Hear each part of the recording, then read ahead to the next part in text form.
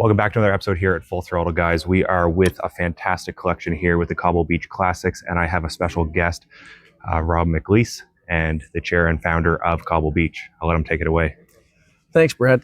We've got a tribute to Mercedes here, which is great fun. We start with an 1886 Motorwagen replica. And this particular vehicle, there were 300 replicas made in 1986 to replicate the 1886 original Motorwagen. Wow, very cool. And this is a 3/4 horse engine. It'll do 16 miles an hour flat out on a flat, but really hold on tightly. They've done such a great job. When you look at the engine and the flywheel and all the components, it really is amazing. This was done in 1886. This was the first internal combustion engine and first known vehicle as a car. Wow. There was a Henry Seth Taylor, 1867, for a Quebec jeweler, Henry Seth Taylor, made that vehicle. And it was similar to this, but it was a steam engine driven vehicle. Okay. So Canada, all right, Canada.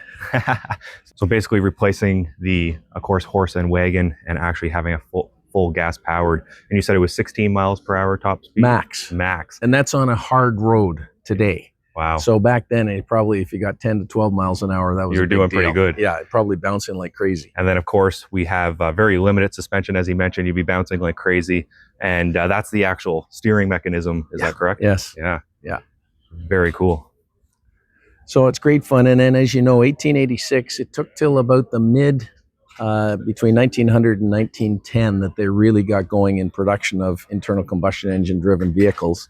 And for Canada, the 1908 McLaughlin Buick, it was a McLaughlin Carriage Company that actually did a deal with Billy Durant at Buick to put a Buick engine into their wagon.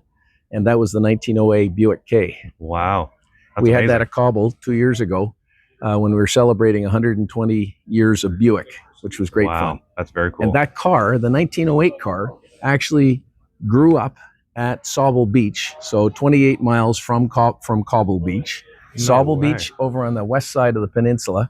And the owners, the family, descendants, came to the 120th celebration of Buick at Cobble Beach. How cool is that, guys? It was pretty neat. And don't forget to go to the Cobble Beach Concours D'elegance site, and you'll actually get the stories of each of these cars. This QR code will take you there. The fun thing about this car is, if you notice any similarities, it's got similarities to the Volkswagen Bug, to the Beetle. And this was Mercedes' answer to the People's Car in 1935. Wow, okay. But it wasn't accepted by the market, so there were less than 4,000 of this vehicle made. Wow. And this is one of them, and it's a survivor. And it's actually, it's an interesting vehicle. Yeah, but it's the definitely. first rear-engine car that Mercedes made. Okay. And this is the 130H model? 130H. H for Hech, which is the back, means engine back end. Okay. And what would this be producing power-wise? I can't recall. Got to go to the site, but it's pretty low. It's around 35 horse, something like that. In fact, that's probably a titch high. Okay. Very cool. It's a 4-cylinder. So this would have actually been ahead of the time of the Volkswagen Beetle. It was right around exactly the same time. This was Mercedes' answer to the People's Car. Yeah. And of course, the big beast here, by far one of my favorites at the Cobble Beach Classics tribute to Mercedes this year. I'll let you continue on. This is a 540K, 1938. It's just an incredible vehicle, as you can see. The champagne color is original. This car is a survivor. There were only 2 of them made. This is the only one remaining. This particular car was owned by a German who had this car in Dresden, Germany. And as we all know, Dresden, Germany did not do well during the war. The owner could see that the world was collapsing around them. So he put this into his basement and bricked it all the way around. No windows, no doors. Wow, so a full bunker style. Full bunker. It stayed there for 60 years.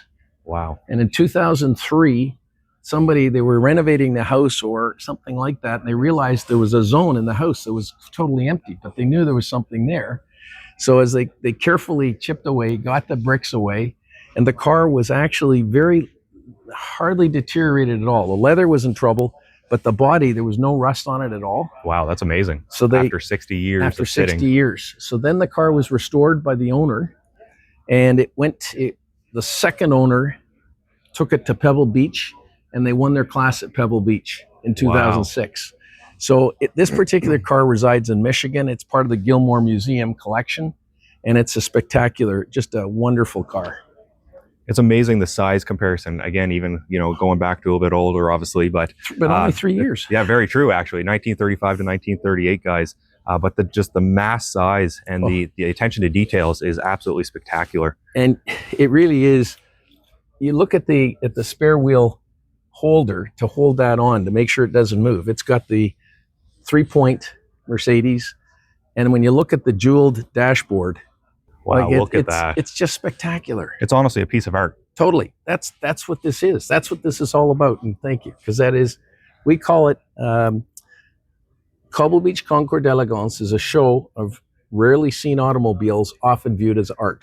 Okay. And that's really our tagline, because that's what it is. Oh, by far. Like, I've never honestly seen, this is an absolute honor to see such a historic car. Like you mentioned, only 2 ever produced and the only known survivor. And the story behind it is absolutely fantastic. You can't get any better story. It's fun. But that's what these are all about.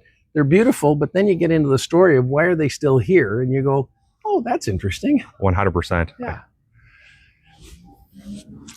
So this car, you'll get a kick about. Maybe we should take you over to this end so you can get a proper view. Well, this car is great fun because it's a 1960 Mercedes Benz 300 SL Roadster.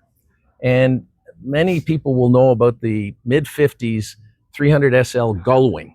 And the Gullwing was a beautiful car. It had the doors that opened like a gull, but it had some drawbacks too. And people found it very tight, very confining, and very hot, because they couldn't open the windows because there was no way for the windows to go up and down. They were actually solid, were they not? They were solid. Yeah. So this car came along. It's a much more comfortable car for roadster driving. It is a wonderful car. It's still today incredibly beautiful to drive. So this car was the lead car yesterday in the introduction to the whole auto show, which was great fun. And then Mercedes, Andreas Tetzlaff, the CEO of Mercedes Canada, did the discussion of the new G-Wagon, which rotates in its own its own circumference. The known G-turn, as they call it. Yeah. And he did it right in front of the audience there. Which was very cool. We actually had the pleasure of experiencing it inside the vehicle later on that day. So if you guys want to see any of that content, be sure to check out that episode over at Full Throttle. But yeah, what an experience it was. And again, you know, you're looking at the history and the iconicness of Mercedes, to see where they started right from the beginning of history of time for automobiles, and getting up to 1960 with an absolute piece of art in front of us. One of the most iconic Mercedes is out there, like the Gullwing, like you said, the 300 SL Gullwing. And then the Roadster was actually, I don't know if you mentioned it, but was quite more successful than the Gullwing, was it not? Yes, it was. And the Roadster, Pierre Elliott Trudeau owned one of these. Really? Yeah. Okay. Our former prime minister. Wow. Former. So I'd like you to meet David Murphy, our registrar. Nice to meet you. Cobble Beach Concours. And David knows this stuff inside out. So I'm going to hand this over to you. Absolutely. I want to also say thank you very much for all of the fantastic tour and details of all the cars here. It was a pleasure to meet you. Absolute honor. Very nice to meet and hopefully Full Throttle can get out to one of the Cobble We sure Beach hope events. so. These were both products of Max Hoffman, which was the American importer back then. Okay. So with the success of the Silver Arrow and the race cars, earlier 50s, 53, 54, they discovered, we need a sports car for America. Okay. The American elite want a Mercedes touring car, sports car. So then came the Gullwing, which was a derivative of that, which was a monocoque body, really wild doors in it, really wild and pretty menacing car with a straight six. Yes. So then people actually wanted a convertible, and Max Hoffman went to Mercedes Benz in Stuttgart and said, we need a Roadster. Okay. And this came in 1957, the 300 SL, for specifically the American market, but they sold them worldwide. Okay. But it was really actually created for the North American market, both of these cars, because the North Americans wanted a touring roadster. Okay. So these cars are actually much nicer to drive than the Gullwing. There's more space. They just handle greatly. They sound great. It's so much power in them. They're a heavier car than the Gullwing, just no monocoque anymore. They had to, of course, with removing the roof, reinforce it. Yeah, stiffen up the chassis. And, yeah. Okay. Yeah, but it still shared the same look. So they made these until 1962. So from 57 to 62, which was just legendary. And then most iconic Mercedes vehicle, I think, to date. Yeah. Yep, especially, I mean, for sports cars, especially here too. Everybody knows the Going, everybody knows the Roadster. Of course. And the values are showing that now too. Oh, most definitely. They've skyrocketed in the last few years. Roadsters. Yeah, the Roadsters especially. And then the 190 SL is kind of its little brother. Yeah, so the baby brother. So this was, they also wanted, some Americans, the 300 SL was too large. They didn't need that large of a Roadster. So this was the baby brother, essentially. So a little 4-cylinder, straight 4. I think it's a 1.9 liter, from what I remember.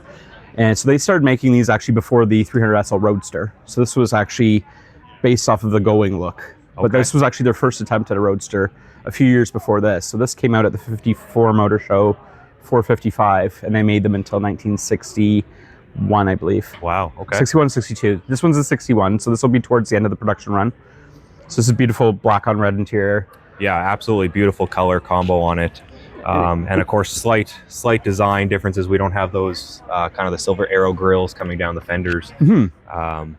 But it is the overall dimensions a little bit smaller than the 300 SL? Quite a lot smaller. Yeah, it was a lot narrower. Kind of standing next to the two of them, you can kind of tell that it is a bit smaller. Yeah, this is a nicer touring Roadster, more compact, especially for city centers at the time. Yep. Often, I mean, this is going back to the 50s too, so a lot of elite and such, they would have actually, their wives wanted these. Okay. They wanted more of a compact touring Roadster where the 300 SL might have been too large or too powerful. So this was the perfect compromise over the Going, actually, rather. But you can see the fender spears. They're similar to the 300 SL. Even the wheel covers, reminiscent, just a lot smaller. Yeah, even the kind of the fender flare or the eyebrow, it's a little more compact as well, not quite as large. Big time. But the proportions are still very similar to the 300. Exactly. It doesn't lose the look, and you could still tell it's quintessentially Mercedes, especially sports car and touring car in the 50s. So these were both iconic, and I mean, both values have actually shown that. Yeah, most definitely. I've never honestly realized from picture point of view on the actual size difference of the two vehicles. You just assumed looking at the pictures they're the same sizes. Yep. Because they did such a well job mimicking the look and the proportions of it. It's actually rare to see both of them side by side, so this is a cool thing that we did for the exhibit. Yeah, it's just to really show the size differences and how the lineup was. Yeah. Which was very cool. Awesome. We could lead into the SLR McLaren if you'd like. What an absolute beautiful piece of work here. Now, this was a collaboration with McLaren and Mercedes, right? This was with the racing team back in, the whole project started in 2003 with the concept. So they were, I mean, you can see the front end mimics the F1 period cars of the time. So you have the nose, you have the grille down here, which mimics down to where the front splitter would be. Okay. But you have your Mercedes styling at the time, so the CLK type lights. CLK type roof line that was at the time, in SL as well. Yeah, very similar roof line actually, now that I'm looking at it. Yep. But this car's really cool. Instead of going back to, say, the Going, Mercedes always did a lot of really cool things with the doors. Okay. So this car's unique because it has butterfly doors. Butterfly doors, okay. So they open up a little differently. Let me just see if it's maybe open. Just to show this is fantastic. Check this out, guys. So this is a butterfly door. That is absolutely epic. So it opens up, tilts forward. Okay. It's really quite cool. Goes up a little more. Of course, this model is a 2006, so. Wow, check out the interior, the full buckets. Very race-inspired interior and cockpit. Absolutely stunning car. Check out the interior, guys. Those gauges, 360 kilometer top speed. Very cool. But the butterfly doors were a very unique touch. So, of course, a variation on the Going doors, but they didn't need to eat into the roof line, the actual roof, or interior space. So it looks like a conventional door from the outside, but once you open it, it's very different. Yeah. Which is very cool. That's fantastic. And the massive grills, almost kind of reminiscent back to the 300 SL. Exactly. They were doing this to mimic the Goings as well, but of course make it modern for the 2000s, for the 21st century. So the concept looked very true to this. Turbine wheels. Yeah, I absolutely love those turbine wheels. Yeah, they're iconic at the time. Perfection. The side exhaust, I think you were going to mention as well. Yep, but no, the design of them, they were just so iconic. They, from concept to production took a few years, but they stayed true to the actual car. I mean, to produce these, it was a big engineering feat at the time. I could imagine. And really, it was, I forget what kind of generation it was for McLaren, but a lot of people believe that this kind of collaboration actually saved McLaren at the time. Yes, definitely. And really led into, I mean, I think it brought them some money and some resources to actually start the road going company again. Because I mean, in the 2000s, they didn't have any road going cars. The F1 was gone. They were in between when they released all the newer cars that we see now. And to see what McLaren is as a road going company now. Yeah, it's really, so they're really just a racing team then with David Coulthard and I think it's Hakkinen. I'm trying to remember.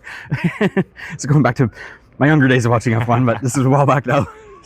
Unfortunately, ages be 20 years ago now. It doesn't feel like that. No, it goes quick. But just stunning car. So they made a few different variations of this. They made a Roadster as well. They made a 722S. Which the Silver Arrow edition, right? Yep.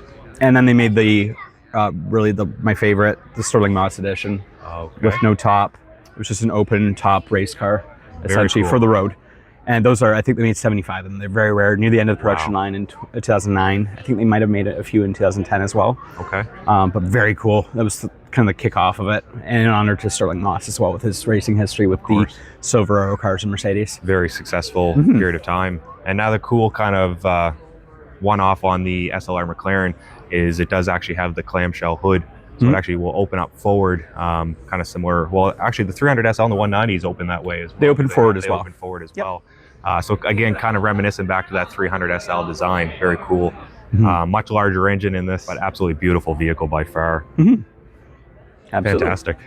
Now, one of my favorites is this absolute SLS. I actually own a W204 C63 with the M156. Okay, yep. So of course it does have the M159. You have the dry sump, some better upgrades and higher power output. But this is just one of my special cars for myself, and I'll let you continue talking about. Absolutely. So I mean, this one specifically is a 2015 SLS AMG GT Final Edition, so it's a little bit of a mouthful. But it was the car to kick off the whole SLS run from 2010 to 2015. Wow. So I mean, there was 350 of these made. This is one of the 350. So you get your carbon fiber hood, a lot of carbon fiber accents throughout, unique wheels to the GT, mirror caps, made slightly more power, wings, it had some aero on it, but not as much as the Black Series. I was going to say kind of a similar style to the Black Series, but not quite as big as you mentioned. Yep, exactly. And didn't have all the body kit aero, which I actually like this better. Yeah, almost cleaner. Very clean and slim. And more true to the SLS design that came out, and being basically a tribute to the iconic Going as well. Of course. So, of course, this featured Going doors as well. So, similar yet again to the original Going. Any chance we could actually see the doors open? Yeah, we'll go on the driver's side here. As you guys can see, the massive carbon front diffuser. That hood is absolutely spectacular. Check out these doors. Oh my God. So yet again, Going again, like the 55 to 57 original Going. Just look at that, guys, with that door wide open. And again, like you said, 2010 for production start on this. Really nothing else on the market in comparison to something with this design. No, this was very unique for the time, and very, very, I mean, it became very iconic as soon as it launched. I don't think Mercedes, at the time I remember when this came out, I don't think people thought Mercedes might do something this wild. So at the time in 2009, 2010 when this came out, it was just very different than anything else that they had done. Created its own icon for the Mercedes Benz lineup for sure. Absolutely. And with the final edition, the carbon fiber throughout is absolutely spectacular. Very nice touch. You can see the sill plates here too. All carbon fiber as well, quilted leather. Yeah, that diamond stitch is absolutely beautiful. It's Alcantara steering wheel, carbon fiber throughout. So you feel like you're in the cockpit of a race car, or even a jet. Yeah, exactly, a fighter jet. It's such a special feeling, and if you ever have the opportunity to get inside any of these style cars, I highly recommend it. If you have the opportunity to own one, absolutely. Yeah, highly. That's the next. Highly recommend. Someday, that's an absolute dream for the. I mean, any one of these vehicles here today is an absolute dream to ever own. But like I said earlier, that the SLS is just a very special car for myself. Yep. And this is a very special car we have here. So this is by one of our friends who joined us last night for VIP night. She came all the way down from Troy, Michigan, all the way up actually. And this is one of her cars, and she drives every car that she owns. Really? Okay, so it's actually a driver's car. It's a driver's car. You can see actually the racetrack sticker on the windshield. Yes, sir. So she enjoys the car as it's meant to be made for. That's fantastic. Yeah, and I mean, this is not just an AMG GT Black Series. It's the P1 edition, which you had to have a Project 1 deposit in to actually get one of these cars. It came out when you were waiting for the Project One, the full hypercar. Yep. So these came out in 2021, and production numbers are a little spotty. I know there was 24 for the US, they said. Okay. But they came in 2 color combinations. They came in the black with the silver stars, or they came silver with black stars. So apparently there's less of these made. There's more silver with black stars, from what I've heard. And I think this is absolutely fantastic color scheme, the black with the silver. The better looking. And of course you have the Petronas green, right? Exactly, which goes through the wheels, the right down on the sill there, right above the carbon splitter, side skirts. Yep. And then right down in the seats too, you have the Petronas lines throughout the interior. Wow.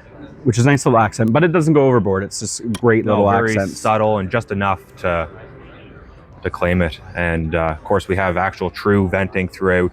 GT3 style, the hood. Pure carbon fiber too. Absolutely amazing vehicle. More carbon fiber under the hood as well. It's and then roof you could see spoiler carbon fiber. An absolute massive rear wing on this thing. Yeah. Creating a lot of downforce, of course. And that's actually active aero, is it not? It is. This? Yeah. So you can actually have kind of dual stage rear wing and then the active aero in the center of the upper wing. Just an absolute monster. Again, like you mentioned on the SLS, it created its own footprint, and by all means, this thing has come out and done the exact same thing. It's its own entity. It's such a unique looking car, and performance-wise, I mean, you might know the numbers better than me. 720 horsepaur. 720 horsepower. Set multiple records around the Nürburgring. Yeah, flat plane crank V8. It's beautiful. I mean, the turbo noise from it's quite large. I could imagine. It's a menace. It's truly a really unique car. It looks just as unique, and all these stars are actually hand painted too. They're not decals. These are hand painted. Yeah. Wow. They're not decals. Oh my God, that's amazing. So again, just the attention to detail is phenomenal. Mercedes went all out for the Project One customers, just to do something really special. And they had the option. They didn't have to. So not all Project One customers got these. It was an option to purchase them while you waited, and she had purchased it, of course. As you mentioned, to actually own one of these Black Series P1 editions, you'd have to have a Project One at least ordered. Did that owner ever actually get their Project One, or do you know that? Didn't get it. No, eventually dropped the order, but because as you know, in the US, there's a lot of loopholes that they have to go through because they're not EPA certified. Yes, that's right. You can't even bring them under show and display at all yet. There have been a few that have trickled in. I don't know how yet. Okay, but I didn't realize that. Yeah. But no, she decided she's got this, and Lauren Mendelssohn's the collector actually in Troy, Michigan. So she's at a lot of shows down there, big philanthropist, wonderful person. Wow, and very cool. You'll see her often in the track or driving her car. She's got a great collection. That's amazing. Unfortunately, she's not here this morning. She's around, but not here yet. Okay. Otherwise, I would have had her. Would have been an honor to meet her because she loves showing the car and loves doing events. And see, that's fantastic. That's what it's all about, right? Like when you're looking at the automotive industry, for the true car lovers, this is what it's all about: is having such a unique vehicle, but being able to share it with others and talk about the story. I know I was talking earlier with Rob, and that was the thing. Like even the new generations, they're absolute art. Yep. But the most important thing is, sharing the story behind them and actually getting behind the wheel and driving them, like you said. Oh, absolutely. My background actually is automotive design, so they are purely art forms. But I mean, they could make 100,000, say, full-size cars in a year, or 50,000 Mercedes E-classes in a year. Yep. Every car will have a different story. The owners create the story. Most definitely. And the experiences create the story. So every car is different through owner experiences, through... I believe in inspiration. I said the initial designs are an inspiration. The owners carry that inspiration. And by sharing your cars with the community, it's definitely a way to inspire future generations. We see a lot of kids here. I used to come here as a kid. Most definitely. I've done every auto show here since 91. So really? That's amazing. I was 2 months old. So it really got me into where I am now. And I mean, it's very cool. Auto shows are very important. So it's really... Keep that passion alive. Keep that passion, create that passion, ignite the flame of future car collectors. But no, this is great. We're really excited to have all these Mercedes here with Cobble Beach Concours. And we were lucky to bring them all to you from all over the US and Canada for everybody here at Toronto Auto Show, at the Canadian International Autoshow. So this is great. But we will have some of these cars on display at Cobble Beach in September. It's September 14th in Cobble Beach Golf Links, up just past Owen Sound. Okay. And you could also follow us on Instagram too. We're at Cobble Beach Concours. And hashtag us if you see these cars and take photos. And this weekend it's hashtag Cobble Beach Concours with the S. With the S. Very cool. Again, thank you so much for today. Yeah, no problem. It's an absolute Absolutely. honor to meet yourself and Rob, and just to see the lineup that you guys have brought to today's auto show. I know it's an absolute and outstanding tribute to Mercedes Benz. And of course, I'm a little bit biased. I am by far a Mercedes fanatic. So to see this, I'm in an absolute awe. I've been all smiles since yesterday on Media Day. And again, it's all about that, keeping that passion alive, and you know what Cobble Beach is all about. Be sure to check out their website and hit them up on Instagram. Show them the support. And if you want to see any more details, I'll leave all the links down in the description below. But again, I won't take up any more of your time. Thank you so much again for today. Absolute pleasure. Yeah, guys, show the support and be sure to check out the Cobble Beach Classics display at the 2025 International Auto Show.